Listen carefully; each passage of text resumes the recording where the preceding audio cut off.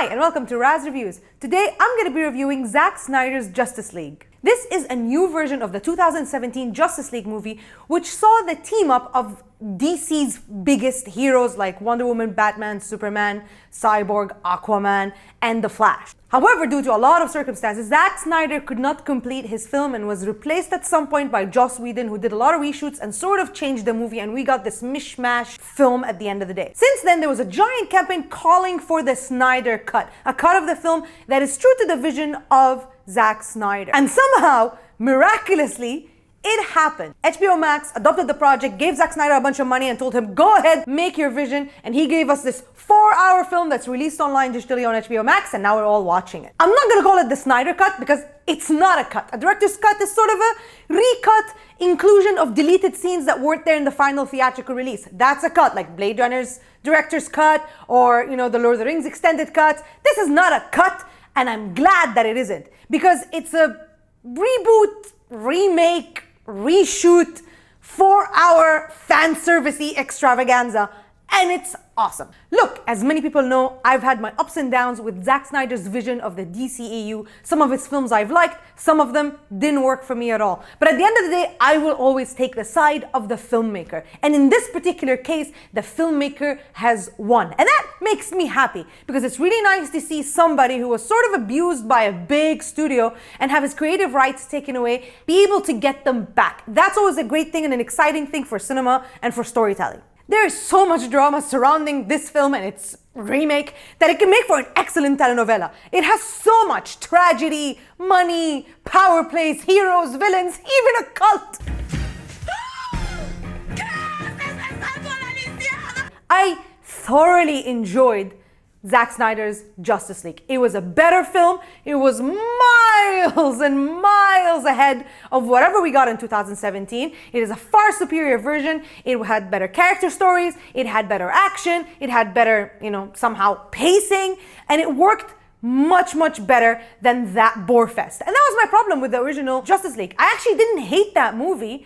It wasn't bad as much as it was a snooze fest. It was so lame. This movie, of course, was better. It's the director's vision and it's 4 hours long. It has time to build on the characters, give them proper arcs, give them a purpose for being there, so that at the end, when they unite and become a team, it feels earned. It makes sense. Look, I'm sure Snyder fans are gonna be super happy. This is a good movie. Probably one of the best movies I've seen in the DCEU. So they're gonna be ecstatic and they deserve it. They should be happy. It's a great film.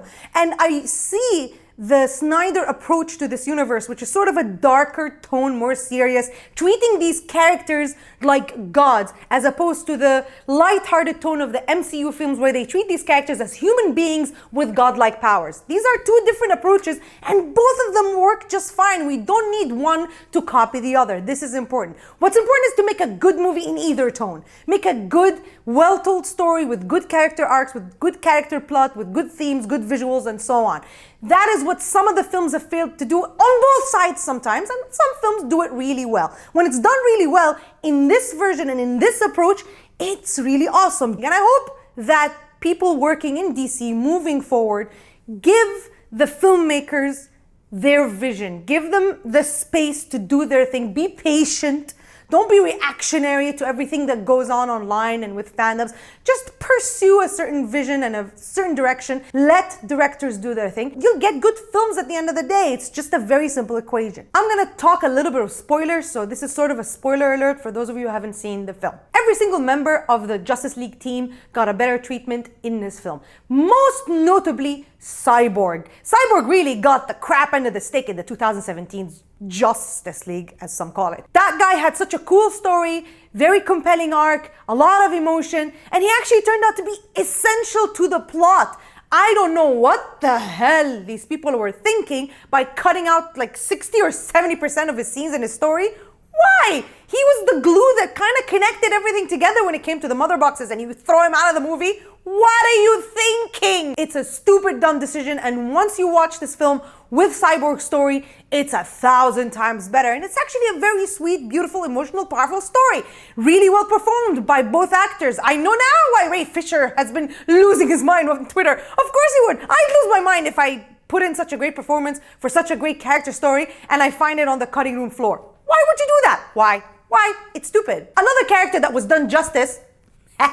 Justice. I am the one, the way your son don't need a... Another character that was done justice in this movie was Steppenwolf. I can't begin to compare the 2017 cookie cutter villain we got with this guy. Not only did he look cool, which he did, man, that armor with the spikes moving all the time, so much better than the dollar store cosplay version we got in 2017, but also he had motivation. He had a purpose. He had circumstances that were explored, so we understood why he's doing what he was doing. I like the fact that he was somehow an outcast, that he was trying to win back the graces of Darkseid, a cool future villain that was gonna be, you know, sort of like the Thanos of this universe. All of this stuff is cool. Why would you cut it out? What were you thinking? And this movie definitely made him more of a threat. He didn't feel like a strong, scary character in Joss Whedon's version. He actually was menacing here. That opening sequence in Themyscira, man,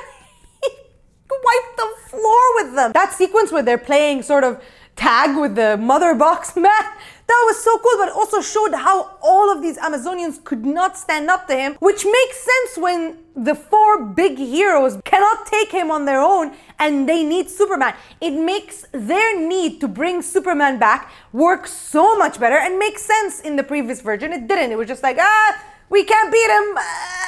Let's get Superman. It's a lot of tell, don't show. And Steppenwolf wasn't the only character that we explored properly. Everybody got their day in the sun. And because we had time to explore these things, when you had only 2 hours to introduce all of these characters and watch them team up and watch them fight, it's not enough time. This is the difference between Justice League in 2017 and the MCU team-ups. In the MCU team-ups, they had time. We were building these characters for movies and movies and movies for years and years before we saw them sort of combine forces. And that's why that paid off really well. Here, we needed that time. And I'm sick and tired of people saying movies are too long.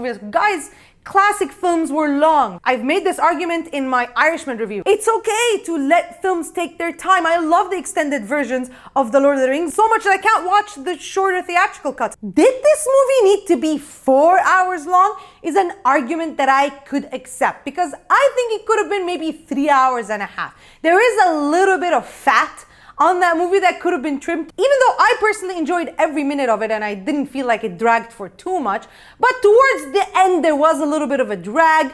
There were a lot of tacked on scenes at the end. You felt like there were multiple endings. That nightmare sequence with the Joker was pretty cool, but I didn't really get the purpose of it. I understand that it's setting up sort of a darker universe with maybe an injustice type thing, but it felt like an afterthought. I really wish that we didn't know that the Joker was going to be in this. The purpose of that scene would have been to shock me with his pseudo return, and it would have been really cool. But because I knew he was coming, that moment was ruined for me. Definitely some of the slow-mo might have contributed to it reaching 4 hours long. Look, Zack Snyder has his own visual style. He really loves his slow-mo. And for me, it's always a hit and miss. Sometimes when the slow motion is motivated, it's amazing, but sometimes it's really unmotivated and it's really unnecessary and it becomes kind of ridiculous. I mean, there's a shot of Lois Lane getting the most epic cup of coffee from a barista known to man. Like, did that really need to be in slow-mo? It didn't. There's a scene with Flash in the introduction of Flash that I felt was also completely unnecessary and weird. It's a scene where we see Iris for some reason. She shows up, she never comes back towards the end, so it wasn't really necessary, and also was kind of weird. Like, the slow motion of her car accident was not great. Who the hell is being flung from their car at high speed and their face is just like... Hallelujah. That's not the face you'd have on if you're being flung from your car in the middle of a car accident. It's probably gonna be something like... Yeah, that wouldn't have been pleasant. It wouldn't have been sweet or romantic as intended, but it really didn't make any sense. And then suddenly he grabs a hot dog. what's going on with that scene? It was weird. It didn't work. We didn't need it, honestly. This movie has a lot of stuff, and a lot of it is great. It's not perfect. There are some issues. The 4:3 aspect ratio I found a little strange at first. I understand why he did it, because he wanted to fit it for IMAX, but I'm not seeing it on IMAX. And he wanted that elongated visual so we can see the heroes full. And it was weird at first, but then later, honestly, I stopped noticing it. So it was okay. But other stylistic choices were not great. Like, for example, every time Wonder Woman did something, we had to hear that, you know, wailing soundtrack, like, ah, ah. I didn't need that every time she did anything. Like, it was her own big scene or her own set piece, and you get the soundtrack, sure. But sometimes, like, we're in the middle of a battle and we're, like, action is happening and she just passes by to hit one punch, and while she's passing, we still gotta go, ah, excuse me, can I have one skinny vanilla latte? Ah. Having seen 2 versions of the film, I think I definitely am not a fan of the Ezra Miller Flash. He just doesn't work for me. He's kind of too awkward, and I don't enjoy even how they interpret his fast running. I don't know why they do this figure skater Naruto run thing. It's really weird and it doesn't look cool. This thing, I still think that the CW's Barry Allen is far superior as a character and even as a speedster. If you're a comic book fan, you'll enjoy this movie. It's not perfect. Some of the CGI, even if it isn't great, some CGI is great. It doesn't matter. At the end of the day, it's a good story about compelling characters that are doing things that make sense in a world that is visually pleasing. It's a fun ride for everybody. So I think most people are gonna like this cut. Some people might hate it. That's fine. Don't attack anybody. Just accept the different approaches and accept the different opinions. It's all subjective. For me, I really liked Zack Snyder's Justice League. I liked it a lot more than I thought I would. It's a far superior film. It's a lot of fun. It treats those characters with love and respect. And I felt, as a fan of these characters originally, very satisfied with their team-ups. And I wouldn't mind pursuing this vision further and seeing more films in this universe with these characters, which is one of the biggest achievements this film could possibly make. So at the end of the day, I'm gonna give Zack Snyder's Justice League an 8.5 out of 10. So, have you seen Zack Snyder's Justice League? Are you happy that this movie came to be in a somehow miraculous way? Let me know in the comment section what you thought, and as always, like, share, and subscribe. And don't forget to ask me what you'd like me to review for you next. See ya!